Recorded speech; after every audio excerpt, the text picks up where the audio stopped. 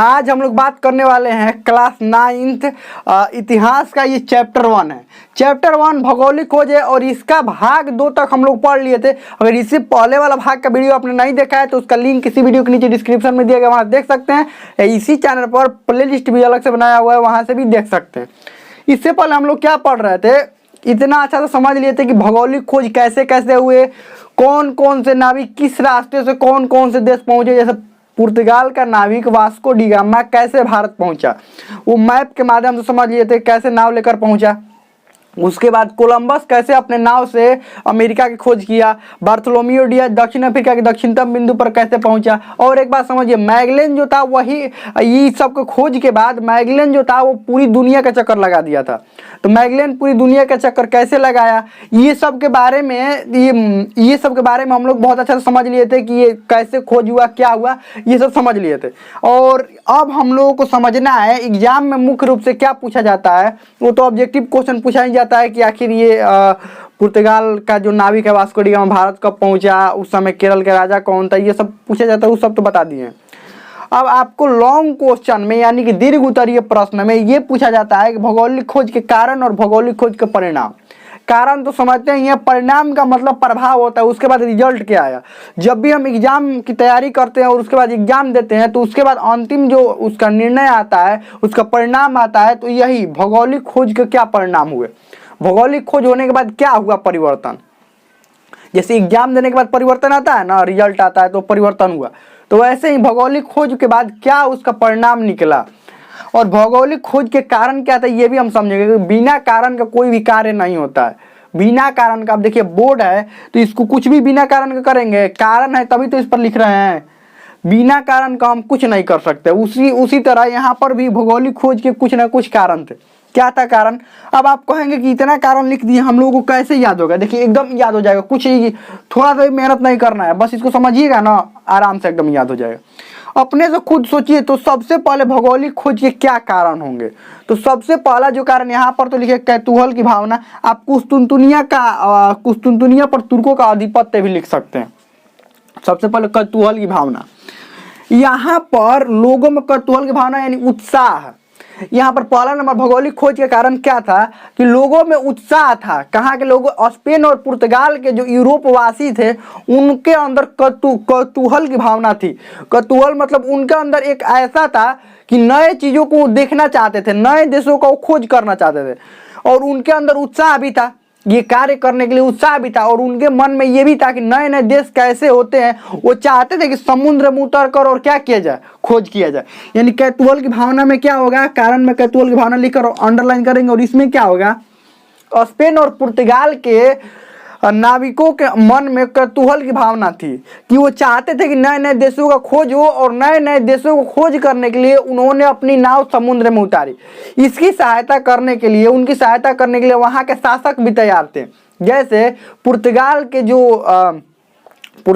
जो राजकुमार है Henry the navigator, वो काफ़ी नाविकों की नए खोजों के नए देशों को खोज में काफ़ी मदद किया करते। साथ में ही स्पेन की जो महारानी थी इसाबेला, वो भी नाविकों को काफ़ी मदद करती थी ये नए देशों की खोज करने में। इसीलिए नाविकों का भी उत्साह बढ़ा रहता था और उनके अंदर कैतूहल की भावना, एक नए खोज की भावना उनके अंदर रहती थी। और वो भी चाहते थे कि हम नए देशों का क्या करें, खोज करें, नए देशों का खोज करें। तो यही कैतूहल की सबसे पहले भौगोलिक खोज के यही कारण था। उनके अंदर उत्साह था, कैतूहल की भावना, तो चाहते थे कि हम देखें नए, इसीलिए तो वो खोज कर पाए। दूसरा था सबसे प्रमुख कारण, कुस्तुनतुनिया पर तुर्कों का आधिपत्य हो गया था। आपको पता है, पढ़ाया भी, आपको बताया भी है, इससे पहले वाला भाग में नहीं, शुरू वाला में, भाग 1 में हम पढ़ाए हैं कि कुस्तुनतुनिया पर तुर्कों का आधिपत्य हो गया था। तुर्कों का आधिपत्य कैसे? 1453 में कुस्तुनतुनिया का पतन हुआ और वहां पर तुर्कों का आधिपत्य हो गया। वही एक रास्ता था, कुस्तुनतुनिया ही एक रास्ता था जो यूरोप को एशिया से जोड़ता था। यूरोप को एशिया से मतलब यूरोप को और एशिया वाला क्षेत्र, जैसे भारत चीन हो गया, यहाँ से व्यापार करने के लिए रास्ता एक ही था। जैसे आपको समझाते हैं, ये हो गया यूरोप और उसके बाद ये बीच में पड़ गया कुस्तुनतुनिया। ये यूरोप हो गया और बीच में पड़ गया कुस्तुनतुनिया और उसके बाद ये पड़ गया, ये है एशिया। क्या है ये? एशिया, इस क्षेत्र में मान लीजिए भारत है, चीन है, ये सब। तो एशिया स्थल मार्ग की बात कर रहे हैं, समुद्र मार्ग की बात नहीं कर रहे हैं। और ये सब समझ लीजिए समुद्र है, इधर वाला सब समुद्र है, ये स्थल है। तो एशिया से जब किसी को जाना होता था यूरोप में, तो इसी रास्ता से जाता था। लेकिन 1453 में क्या हुआ, यहाँ पर हो गया तुर्कों का आधिपत्य। अब तुर्क क्या करते थे, जो भी व्यापारी यूरोप से आता था एशिया में, यानी भारत वाले क्षेत्र में या चीन वाले क्षेत्र में, मुख्य रूप से एशिया में यही 2 देश थे जहां से व्यापार अधिक होता था। तो बीच में रोक लेते थे इन लोगों को। क्या करते थे, एगो तो बहुत भारी टैक्स लगा देते थे, और साथ में ही टैक्स ना देने पर उनके साथ मारपीट करते थे, और वो कहते थे कि इस रास्ता से तुम व्यापार मत करो। कुछ दिनों के अंदर ही पूरी तरह से व्यापार बंद करवा दिया। यहाँ पर तुर्कों द्वारा पूरी तरह से रास्ता बंद करवा दिया गया। अब रास्ता बंद करवा दिया गया, भारत से व्यापार तो करना है, भारत और चीन से, क्योंकि यहाँ के जो सामान थे यूरोप के बाजारों में बेचने से काफी उनको फायदा होता था। तो तुर्कों कुस्तुंतनिया पर तुर्कों का आधिपत्य हो गया। तो इसमें क्या हुआ, उसके बाद इसी कारण से नए समुद्री मार्गों की खोज करने के लिए उनको प्रेरणा मिली कि अब यहाँ तो रास्ता है नहीं, तो आपको क्या करना पड़ेगा, नया समुद्री मार्ग खोजना पड़ेगा भारत आने के लिए। तो यहाँ पर क्या होगा, कुस्तुंतनिया पर तुर्कों का आधिपत्य होने के कारण, 1453 में तुर्कों का आधिपत्य होने के कारण तुर्कों द्वारा कुस्तुंतनिया और यूरोप और एशिया को जोड़ने वाला रास्ता कुस्तुंतनिया को उनके द्वारा बंद कर दिया गया, जिसके कारण यूरोप वासियों को नए रास्ते की जरूरत पड़ी। और नए रास्ते की जरूरत होने के कारण उनको समुद्री रास्ता का खोज करना पड़ा, जो कि एक प्रमुख कारण, भौगोलिक खोज का एक प्रमुख कारण कुस्तुंतनिया पर आधिपत्य था। अगर कुस्तुंतनिया पर आधिपत्य नहीं हुआ होता तुर्कों का, तो क्या जरूरत है इन लोगों को समुद्र में उतरने का। व्यापार अच्छा से हो ही रहा था, सब कुछ अच्छा से हो ही रहा था, उत्साह की भावना पहले भी थी इनके अंदर। लेकिन क्या पहले खोज किए थे, ये नहीं। 1453 के बाद खोज हुआ ना। 1487 में ये उत्तमाशांत द्वीप का खोज हो गया। उसके बाद 1492 में अमेरिका का खोज हो गया। 1498 में भारत का खोज हो गया। तो 1453 के बाद ये सब हो रहा था ना। इससे पहले भी स्पेन और पुर्तगाल के लोगों में उत्साह था, लेकिन कुछ हो रहा था नहीं। क्या किस चीज की जरूरत थी, पैसा की। पैसा कोई दे ही नहीं रहा था नाविकों को। लेकिन यहाँ पर क्या हुआ, यहाँ पर रास्ता व्यापारियों का बंद हुआ।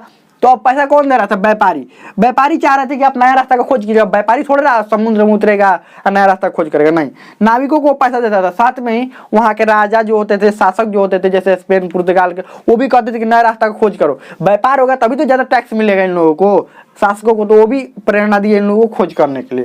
तो कुस्तुंतनिया पर तुर्कों का आधिपत्य हुआ, ये भी एक बड़ा कारण था, भौगोलिक खोजों के बहुत बड़ा कारण था। इसी कारण तो भौगोलिक खोज हुए, नहीं तो भौगोलिक खोज की क्या जरूरत है, इधर से रास्ता ढूंढने का जरूरत था।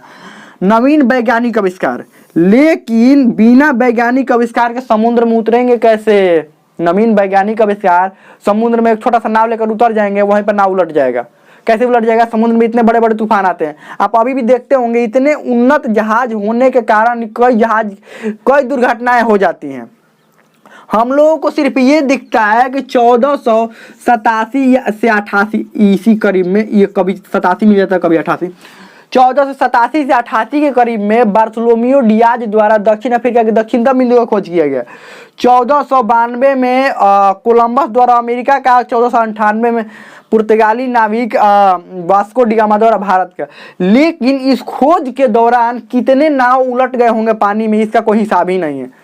इसका कोई हिसाब थोड़ा रखता है कितने नाव, ये सफल लोग आपको दिखाई दे रहे हैं ना, ये सफल हो गए हैं तब इनका नाम आ रहा है। कितने लोग असफल हुए होंगे इसी प्रयास में, कितने लोगों का नाव उलट गया होगा पानी में, लेकिन उनका कोई हिसाब है नहीं है।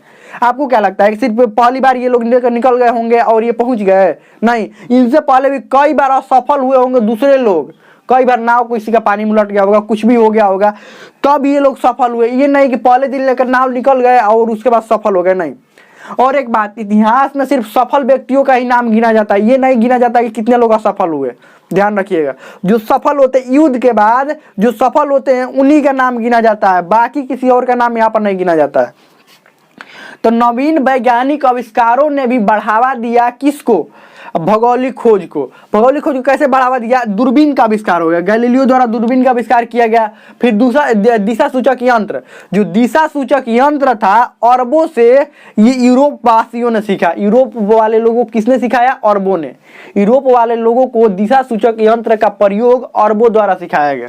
तो नवीन वैज्ञानिक आविष्कार में क्या होगा, जब नवीन वैज्ञानिक आविष्कार में गैलीलियो द्वारा दूरबीन का आविष्कार किया गया, साथ में ही इनको दिशा सूचक यंत्रों को भी ज्ञान हो गया जो कि अरबों द्वारा यूरोप वासियों को सिखाया गया। साथ में और भी नए नए वैज्ञानिक खोज हुए, नए नए जहाज बनाए जाने लगे, जिसके कारण ये भी भौगोलिक खोज को काफ़ी अच्छे प्रेरणा देते हैं। अगर वैज्ञानिक खोज नहीं हुए रहते, दूरबीन नहीं, दिशा सूचक यंत्र नहीं मिला होता, तो बताइए कोई समुद्र में नाव लेकर कैसे उतरता, कहीं पर पहुंच तो जाता, फिर वापस कैसे आता। पता चलेगा समुद्र में उत्तर कौन है, दक्षिण कौन है, पूरब कौन है, पश्चिम कौन है, पता नहीं चलेगा आए किधर से थे और जाना किधर है। मान लीजिए किसी देश में तो पहुंच गए, दूसरे देश में मान लीजिए पहुंच गए, लेकिन उधर से आएंगे कैसे, कोई मोबाइल तो है ना, उस समय मोबाइल तो था नहीं, सैटेलाइट कुछ भी नहीं था, और कुछ भी नहीं था, तो पता कैसे चलेगा हम किस दिशा से आए हैं, हमारा देश किस दिशा में है और हमको जाना किस दिशा में है। पहुंच पाएंगे अपने देश? नहीं। तो दिशा सूचक यंत्र, तो मान लीजिए इधर से कोई खोज करने के लिए निकला, तो इसको ये पता है कि हमारा दिशा सूचक यंत्र से हम पूरब की दिशा में जा रहे हैं, किस दिशा में, पूरब की दिशा में, और इधर एक देश का खोज कर दिया। तब उधर से आते समय इनको ध्यान किस चीज़ का रखना है कि हमको जाना है पश्चिम में, हमारा देश किस चीज़ में, किस दिशा में, पश्चिम में। जब इधर से पूरब की तरफ गए थे तो उधर से आते समय किस दिशा में आना है, पश्चिम की दिशा में। तो ये भी वैज्ञानिक आविष्कारों ने भी इसको काफ़ी भौगोलिक खोज को काफ़ी बढ़ावा दिया। उसके बाद नए नए जहाज़ों का विकास, नए जहाज़ों का विकास। आपको पता है कि पुराने जहाज से कैसे इतने बड़ा समुद्री तूफानों का सामना कैसे कर सकते हैं समुद्री तूफानों का सामना। आपको पता है समुद्र में हर 10 मिनट पर तूफान आया रहता है। तो अब इस समय के जो बेहतरीन नावें हैं वो भी समुद्र के पानी में बहुत सारी दुर्घटनाग्रस्त हो जाती हैं। तो उस समय का नाव कैसा होगा। तो क्या था कि नए जहाज़ों का विकास क्या हुआ, पुर्तगालियों ने पुराने जहाज़ों को छोड़कर पुर्तगाल और स्पेन वासियों ने नए जहाज का आविष्कार किया, और उसमें पुर्तगालियों का एक प्रमुख जहाज जो कि कैरावल था। कौन था? कैरावल, जो कि बहुत ही हल्का, कैरावल हल्का और बड़ा और तेज चलने वाला जहाज था। सब चीज इसमें गुण था, हल्का था, बड़ा था और तेज चलने वाला जहाज था। ध्यान रखिएगा, हल्का, बड़ा और तेज चलने वाला जहाज का आविष्कार हुआ, जिसके कारण भौगोलिक खोज और भी आसान हो गए। और ये अकेले नहीं ना जाते थे। आपको देखिए और एक बात समझिए, आपने यहाँ पर नाम सुना बार्थोलोम्यू डियाज ने उत्तमा द्वीप का खोज किया। यहाँ पर 1492 में कोलंबस ने अमेरिका का, 1498 में वास्को डी गामा ने भारत का। तो ये सब अकेले आए हुए होंगे, एक नाव पर चल दिए अकेले। ये क्या वास्को डी गामा भारत अकेले आया होगा? कोलंबस अमेरिका अकेले गया होगा? ये अकेले गया होगा? नहीं, कोई भी अकेले नहीं जाता। तो ध्यान रखिएगा, समुद्र में अकेले जाएंगे ऐसे ही नाव उलट जाएगा। हल्का समुद्र में नाव और उस पर एक व्यक्ति बैठा होगा तो समुद्र में ऐसे ही नाव उलट जाएगा। आपको पता है कि कोई भी समुद्र में नाव जब जाता है तो उसको भारी करके भेजा जाता है समुद्र में। ये नहीं कि हल्का, नहीं, हल्का तो उलट जाएगा ऐसे ही समुद्र में। कितना भी बड़ा जहाज अगर हल्का रहेगा ना, उस सामान नहीं लदा हुआ रहेगा, ऐसे ही उलट जाएगा पानी में। तो ये लोग एक साथ 3 से 4 नावों पर जाते थे। 3 से 4 नावों पर सब नाव भरी हुई रहती थी। उस पर हर तरह के लोग होते थे, नाव बनाने वाले, रिपेयरिंग करने वाले, खाना बनाने वाले, भोजन भी उस पर चाहिए ना। कि कितने दिन अब पानी में भटकना पड़ जाएगा समुद्र में। कोई ठीक है 1 महीना, 2 महीना, 3 महीना, हर तरह की चीज़ उस पर होती थी। मतलब हर चीज़ का, खेलने वाला स्टेडियम नहीं होता था, ये सब कुछ नहीं होता था। इतना छोटा नाव उस पर क्या करेंगे। मतलब उनके जरूरत का हर चीज़ सामान उस पर रहता था, और भारी काफ़ी बनाया जाता था। मतलब जहाज भारी नहीं, उस पर सामान भारी लाता जाता था कि कितना भी समुद्री तूफान आए वो जहाज उल्टे नहीं पानी में। ध्यान रखिएगा।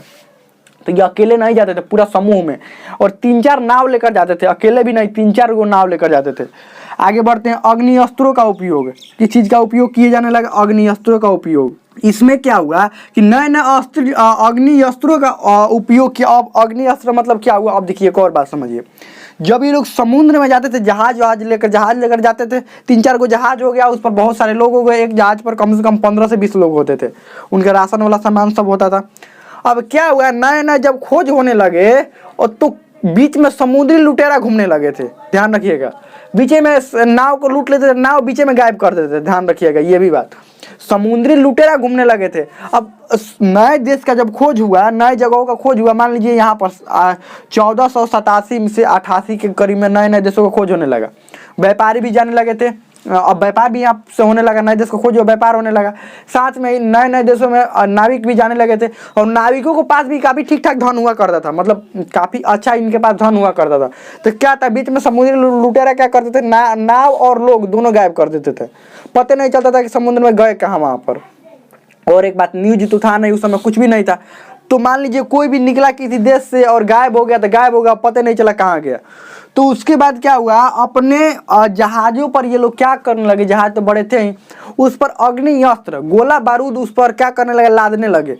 ये सबसे पहले इटली वालों ने काम शुरू किया था इस पर सबसे पहले, और उसमें क्या करने लगे, और नए नए हथियार भी उस पर, और कुछ सैनिक भी उसी पर रखने लगे। अब आ जाओ समुद्र में कैसे आ रहे हो, समुद्री लुटेरे का सामना करने के लिए ये सब रखे हुए थे।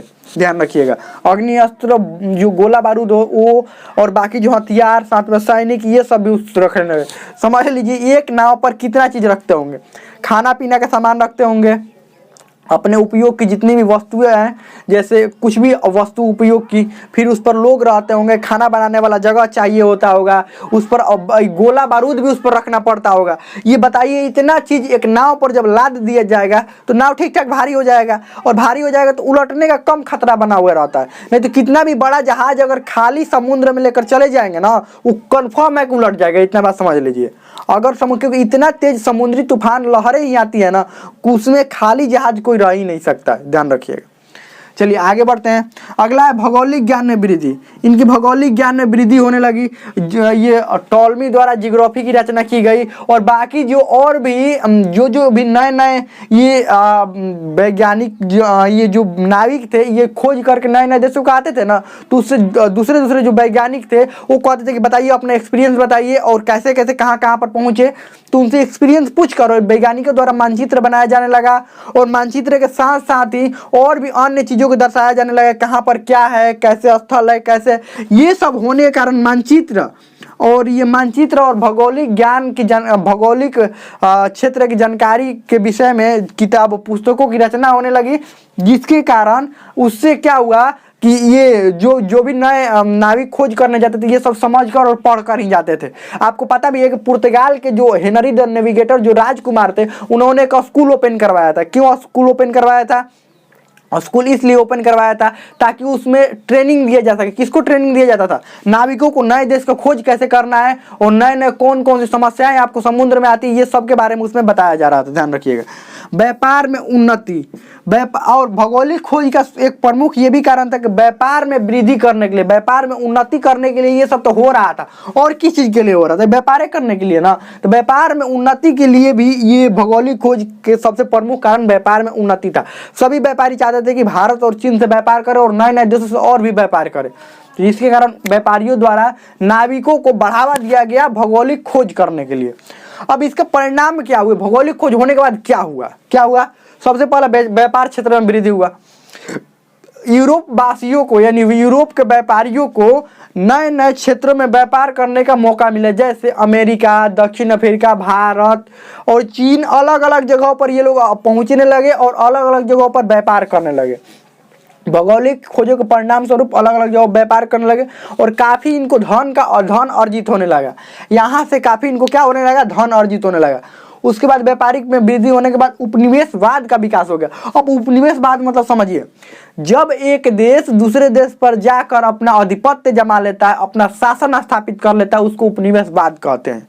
समझिए, जैसे अंग्रेज भारत पर आए थे ना, आकर यहाँ पर शासन जमा लिए, तो क्या हुआ? उपनिवेशवाद हुआ। वही अंग्रेजों का उपनिवेश कौन हो गया? भारत हो गया। और अंग्रेज भारत के अलावा और भी जगहों पर, जैसे अमेरिका गए, वहां पर अपना शासन जमा लिया, वो भी उपनिवेशवाद ही हुआ। और उसके बाद अलग अलग जगहों पर जहां पर भी ये जाते थे ना, अधिकतर विश्व के अधिकतर जगहों पर अंग्रेजों ने अधिकार किया था। उसको क्या कहते हैं? उपनिवेशवाद। अब क्या करते थे व्यापारी? किसी भी देश में व्यापार करने गए, वहां पर पहुंचने के बाद देखते थे कि अरे यहाँ पर तो व्यापार हो रहा है, लेकिन यहाँ पर जो लोग हैं, यहाँ पर शासन प्रणाली, यहाँ पर राजा जो है वो काफी कमजोर है। कभी भी राजा को पीट कर हटा सकते हैं और अपना शासन जमा सकते हैं। अपना शासन जमाने से फायदा क्या होगा कि सभी वस्तु एकदम सस्ते सस्ते दामों पर खरीदे जाएंगे, फ्री में भी लेकर जाएंगे, तो कोई कुछ नहीं कहेगा। तो यहाँ पर क्या हुआ? लिखेंगे नए वैज्ञानिक, यहाँ पर इसमें क्या होगा कि नए वैज्ञानिक खोज के बाद उपनिवेशवाद का विकास होने लगा। इसमें अंडरलाइन करके अगर लिखना चाहे तो लिख सकते हैं। नए नए भौगोलिक खोज के बाद उपनिवेशवाद का विकास होने लगा, और सभी एक देश दूसरे देश पर आधिपत्य करना चाहते थे। नए खोज के परिणाम स्वरूप नए नए देशों पर आधिपत्य होने लगा। इसी क्रम में इसी क्रम में अंग्रेजों ने अमेरिका पर अधिकार कर लिया, दक्षिण अफ्रीका के क्षेत्र पर अधिकार कर लिया, साथ में ये भारत वाले क्षेत्र पर अंग्रेजों द्वारा अधिकार किया गया, पुर्तगालियों द्वारा भी भारत वाले क्षेत्र पर अधिकार किया गया, डचों द्वारा भी भारत वाले क्षेत्र पर अधिकार किया गया। ये सब देखिए, हम लोगों को दिमाग में सिर्फ अंग्रेज ही आते हैं कि अंग्रेज ही भारत पर अधिकार किए थे। अंग्रेज अधिकार किए थे और बहुत ज़्यादा दिन तक रहे थे और बहुत बड़े क्षेत्र पर, लेकिन साथ में सबसे पहले तो पुर्तगाली आए थे। पुर्तगालियों ने बहुत सारे क्षेत्र पर अधिकार किया था, वो तो आगे आने वाले क्लासों में आपको पढ़ना है। तो प्रीवियस बात कभी का समझ लिए, एक देश दूसरे देश पर जब जाकर, जैसे पुर्तगाल वाले भारत पर भी आए थे, पुर्तगाल वाले इंडोनेशिया पर भी पहुंचे थे, मतलब अलग अलग देशों पर पहुंचे थे, अंग्रेज भी पहुंचे थे और नए नए देशों पर उपनिवेश स्थापित। दास व्यापार में तेजी हो गई। दास क्या थे? अब यहाँ पर क्या हुआ कि भौगोलिक खोज होने के परिणाम स्वरूप व्यापारियों को नए नए मजदूरों की जरूरत पड़ी, अधिक मात्रा में मजदूर की जरूरत पड़ी। आपको पता है कि जहाँ पर व्यापारी होंगे वहाँ पर मजदूर होंगे, क्योंकि व्यापारी कहाँ खुद से सामान ला देते हैं, नहीं मजदूरों से लदवाते हैं। तो नए भौगोलिक खोज होने के परिणाम स्वरूप व्यापारियों को बहुत सारे मजदूरों की जरूरत पड़ी, जिसके कारण, और उनको सस्ते मजदूरों की जरूरत पड़ी, जिसके कारण नए भौगोलिक खोजों के परिणाम स्वरूप नए नए देश जहाँ से खोज होते थे वहीं के मूल निवासियों को पकड़ के और व्यापारियों द्वारा अपने देश में लेकर जाया जाता था और उनको दास बनाकर काम किया जाता था। अब दास का मतलब थोड़ा समझिए, दास क्या होता है? दास वैसा शब्द होता है, एक प्रकार का नौकर होता है, लेकिन ये नॉर्मल नौकर जो होते हैं उनको क्या करना पड़ता है, एक महीना में सैलरी देनी पड़ती है, 1 महीना 2 महीना 3 महीना जितने दिन में भी सैलरी देनी पड़ती है और एक फिक्स सैलरी होता है। और ये नॉर्मल जो नौकर होता है वो क्या करता है, कभी भी काम छोड़कर चला जाएगा, कुछ भी कर देगा। लेकिन ये दास क्या होते हैं, एक बार इनको खरीद लिया जाता था, मान लीजिए कि कितना भी पैसा में एक बार खरीद लिया जाता था, उसके बाद जीवन भर काम करवाया जाता था, वही दास होते थे। तो यहाँ पर दास व्यापार होने लगा था। क्या होने लगा था? अफ्रीका, और सबसे पहले तो अफ्रीका और अमेरिका के मूल निवासियों को पकड़ कर लिस्बन वाले क्षेत्र में बेचा जाने लगा। यूरोप के अलग अलग हिस्सों में लिस्बन इसका सबसे प्रमुख केंद्र था। सबसे प्रमुख केंद्र लिस्बन में लेकर जाते थे और दूसरे व्यापारी भी आते थे और इन दासों को खरीद लेते थे। ध्यान रखिएगा। तो दास व्यापार भी काफी अधिक बढ़ गया। दक्षिण अफ्रीका और अमेरिका के मूल निवासियों को पकड़ कर यूरोप के बाजारों में बेचे जाने लगा। ध्यान रखिएगा, इसी को दास व्यापार कहते हैं। ईसाई धर्म का प्रचार, और देखिए भौगोलिक खोज होने के से पहले यूरोप में ही ईसाई धर्म था, लेकिन भौगोलिक खोज होने के परिणाम स्वरूप अलग अलग जगहों पर भी ईसाई धर्म का प्रचार होने लगा। ईसाई धर्म प्रचारक घूम कर पूरे जगह पर प्रचार करने लगे। किधर प्रचार करें? एशिया वाले क्षेत्र में, अमेरिका वाले क्षेत्र में, अफ्रीका वाले क्षेत्र में, सारे जगहों पर ये ईसाई धर्म प्रचारक क्या करने लगे? अपने धर्म का प्रचार करने लगे। ध्यान रखिएगा, ईसाई धर्म प्रचारकों की भी भूमिका बढ़ गई थी भौगोलिक खोज होने के कारण। ये चाहते थे कि पूरे विश्व में ईसाई धर्म का मतलब विस्तार हो, फैलाव हो। उसके बाद भौगोलिक ज्ञान में वृद्धि हुआ। भौगोलिक ज्ञान में क्या वृद्धि हुआ? पहले लोग क्या जानते थे कि पृथ्वी चपटी हुई है, पृथ्वी चपटी हुई और समुद्र जो है, समुद्र में जाकर गिर अंत हो जाएगा, और लोगों को ये अंधविश्वास था। लेकिन जैसे ही भौगोलिक खोज हुए, ये सब अंधविश्वास टूट गए और लोगों को ये पता चल गया कि पृथ्वी चपटी नहीं है, पृथ्वी गोल है और समुद्र, सारे समुद्र एक दूसरे से जुड़ा हुआ है। ये भौगोलिक ज्ञान में लोगों को वृद्धि हो गया। ठीक है, साथ में बहुमूल्य धातुओं का आयात होने लगा। भौगोलिक खोज होने से पहले यूरोप में सोना चांदी की बहुत अधिक कमी था, लेकिन भौगोलिक खोज होने के बाद दक्षिण अफ्रीका और अमेरिका वाले क्षेत्र से ये लोग चांदी बहुत अधिक मात्रा में क्या करने लगे? यूरोप वासी चांदी बहुत अधिक मात्रा में अपने देश में लेकर जाने लगे। क्या यहाँ से दक्षिण अफ्रीका और अमेरिका वाले देशों से क्या करने लगे? लेकर जाने लगे। और ऐसा था कि 80 वर्षों तक इतने चांदी लेकर चले गए अफ्रीका और दक्षिण अफ्रीका और अमेरिका वाले क्षेत्र से, कि 80 वर्षों तक इनकी जो अर्थव्यवस्था है वो पूरी तरह से चांदी पर निर्भर है। पूरे यूरोप की अर्थव्यवस्था चांदी पर, इतना सोना और इतना चांदी यहाँ से लेकर चले गए थे। तो ये हो गया भौगोलिक खोज के कारण और ये हो गया भौगोलिक खोज के परिणाम। ये चैप्टर पूरी तरह से समाप्त हो गया। तो हमें तो समझ में आ गया होगा। इसमें कोई भी डाउट हो, कोई भी क्वेश्चन हो, आप कमेंट में पूछ सकते हैं, हमें तो समझ में आ गया होगा।